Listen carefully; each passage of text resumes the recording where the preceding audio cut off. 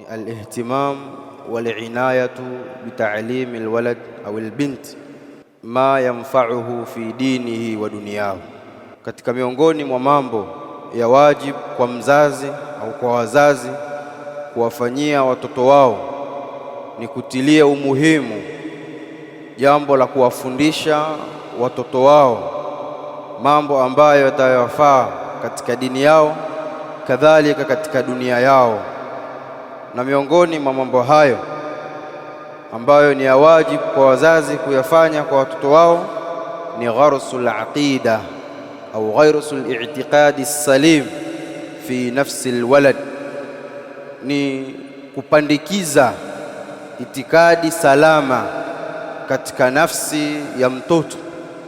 Mzazi kujitahidi apandikize itikadi salama kwa mtoto wake. Kufanya hivyo ni sababu kubwa ya yule mtoto kutengamaa katika mambo ambayo yatakayemfaa katika dini yake na dunia yake, kwa sababu itikadi salama ndiyo msingi mkubwa wa mtu kuongoka katika upande wa dini yake.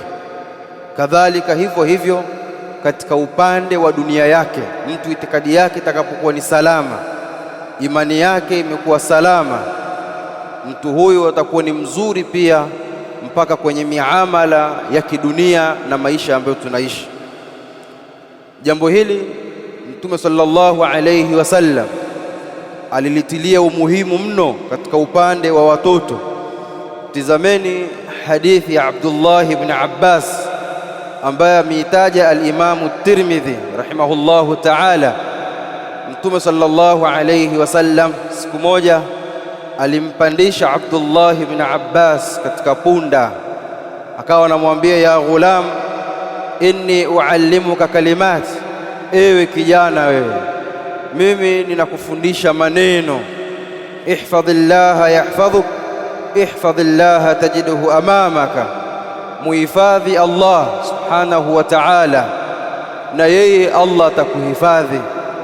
Muhifadhi Allah subhanahu wa ta'ala, utamkuta mbele yako. Mpaka mwisho wa hadithi, hadithi ambayo ina mafunzo makubwa katika upande wa kiitikadi. Al-Imam Ibn Rajab rahimahullahu ta'ala alipokuwa akitafsiri hadithi hii na kuisherehesha akasema, man hafidha Allah fi sibahu wa quwwatihi hafidhahu Allah ta'ala fi dha'fihi wa kibarihi au fi hali kibarihi, au kama qala rahimahullahu ta'ala.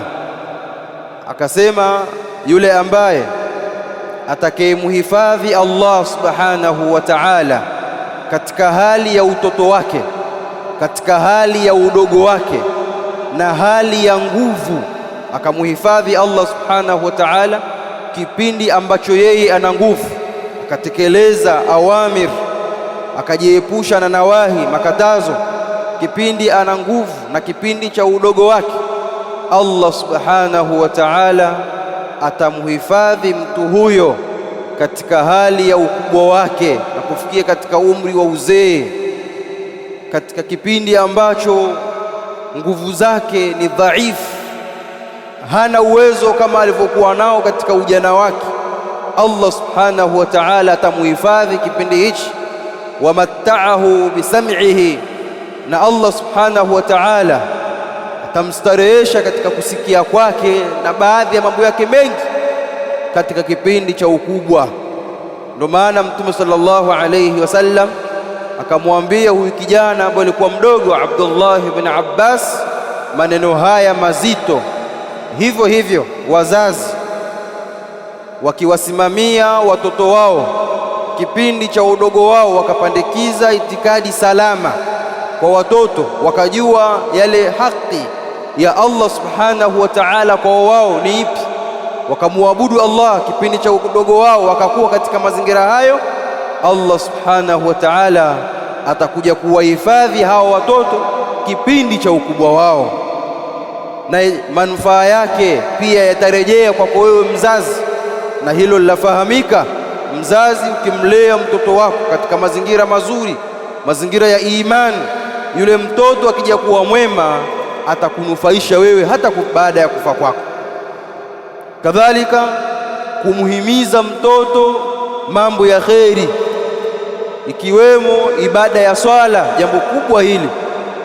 Na hili Allah subhanahu wa ta'ala alimwambia mtume wake sallallahu alayhi wasallam, wa'mur ahlaka bis-salati wastabir 'alayha, waamrishe watu wako na ibada ya swala.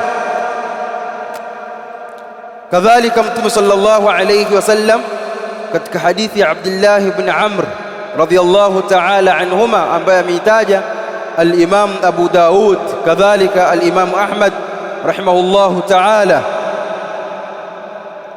mtume sallallahu alayhi wasallam anatuambia, muru auladakum bis-salah, waamrisheni watoto wenu kunako ibada ya swala, wa hum abnai sab'i, hali ya kuwa wao ni watoto wenye miaka 7, wadhribuhum alaiha, na wapigeni kwa kuiacha ibada ya swala, wa hum abnau 10, hali ya kuwa ni watoto wenye miaka 10, wafarriqu bainahuma fil madaji', na muwatofautishe baina yao katika malalo.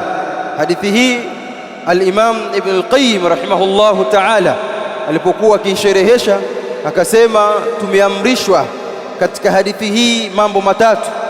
Jambo la kwanza ni kuwaamrisha watoto kunako ibada ya swala, maana kipindi bado wadogo wakuwe katika mazingira hayo.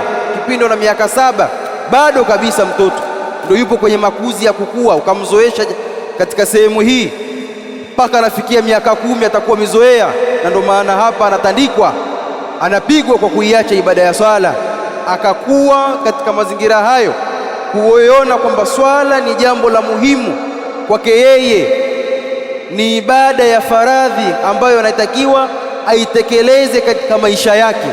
Ukamlea mtoto wako katika mazingira hayo, ni katika mambo ya muhimu. Na wewe mzazi, fahamu utaulizwa, bali kufanya hivyo, kumlea mtoto wako katika mazingira hayo, ni katika kumwepusha na moto, ambapo Allah subhanahu wa ta'ala ametutaka tufanye hivyo.